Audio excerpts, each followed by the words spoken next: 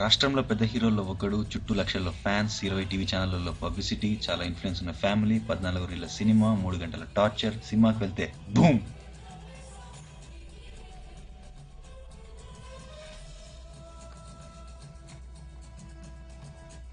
ఇందులో 3 ప్రాబ్లమ్స్ ఉన్నాయి. 1, సినిమా సూర్య డైరెక్ట్ చేయలేదు. పోనీ పవన్ కళ్యాణ్ నాకు డైరెక్షన్ వచ్చు, నువ్వు అవసరం లేదు నేనే చేసుకుంటా అన్నాడు అనుకుందాం. 2, అంత హైప్తో సినిమా రిలీజ్ చేస్తే కనీసం వారమైనా ఆడాలి, కానీ ఫస్ట్ డేనే జనం లేకుండా ఉండకూడదు. It's unbelievable. 3, పిఆర్పి పెట్టగానే పవన్ సినిమా వదిలేసి పాలిటిక్స్లోకి వెళ్ళిపోయాడు. ఫ్లాప్ అని ఎవరో చెప్పేసినాడు. కొంచెం బుర్ర వాడుండొచ్చు కదా సార్. అన్నవరం, బంగారం లాంటి సినిమాతో ఫ్లాప్ అని గుర్తించడం జరగదు. సినిమాలో ఏమైంది?